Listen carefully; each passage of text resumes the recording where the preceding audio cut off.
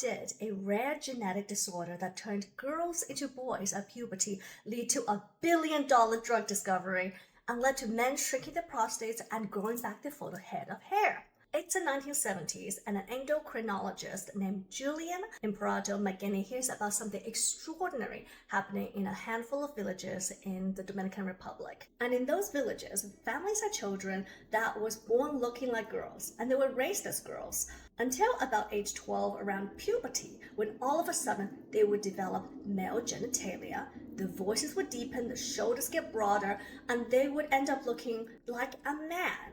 And they would continue to live as men for the rest of their lives. And it was common enough that they had a name for it called Guevedoces, meaning penis at 12.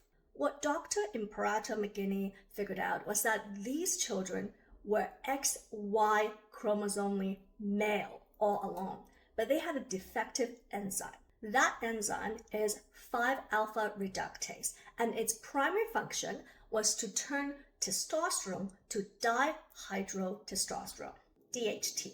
Now, DHT is about 5 times more potent than testosterone, and it is the main thing responsible in fetal development that drives the development of male genitalia. And without DHT, you would get an ambiguous anatomy child. And in normal male childhood, the amount of testosterone that's circulating is actually very, very, very low. But it all changes during puberty, when the amount of testosterone in the body skyrockets, and this is where secondary sexual characteristics will normally occur. So, broadening of the shoulder, deepening of the voice, etc. And in those Guevedoces, they develop penis and the testes descend. And here's the detail about those Guevedoces that Dr. Imperato McGinney also noticed. As those individuals aged, they never went bald. And they also never developed enlarged prostate that a lot of men develop later on in life. And so here's a light bulb moment. What she realized was that DHT wasn't just a fetal development hormone. It is an androgen that is responsible for miniaturization of hair follicles on the scalp and also for prostate hyperplasia in adult men. And with that discovery, the drug giant Merck went to work. They developed a drug called finasteride. Finasteride is a competitive inhibitor of 5-alpha reductase type 2. So it doesn't touch your testosterone level in any meaningful way, but what it does drop is a DHT level. A single milligram of finasteride can drop the circulating DHT level by about 70%. And now here's something that a pharmacist should tell you, which is that when you're taking finasteride for hair loss, it is not a quick fix. You won't see overnight miracle growth of your hair. This is something that takes about 4 to 6 months to see a difference.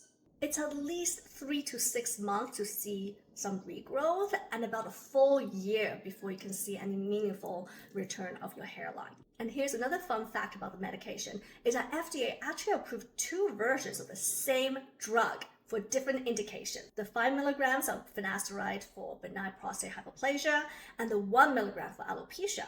And so, if your insurance company doesn't want to cover the 1 milligram dose for alopecia, well, you could get the 5 milligrams for benign prostate hyperplasia, which happens in a lot of men as they get older, and just cut that up into 5 pieces. Merck was not happy about that. And another thing that is really important as a pharmacist that I need to tell my patient is that finasteride is a type X teratogen. And if you're pregnant, well, this medication will cause the same ambiguous genitalia that it caused in the Guevedoces. And finally, be aware of the post-finasteride syndrome. It's a constellation of persistent sexual, neurological symptoms that persist after you discontinue the medication. And we're not really sure of why it happens, and even its existence is a little bit up to debate. It only happens in a small population of men, but the FDA did add persistent sexual side effects to finasteride's labeling in 2022, which is significant.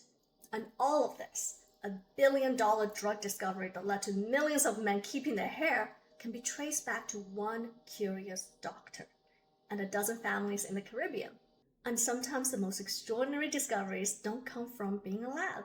They come from paying attention to what nature has already figured out.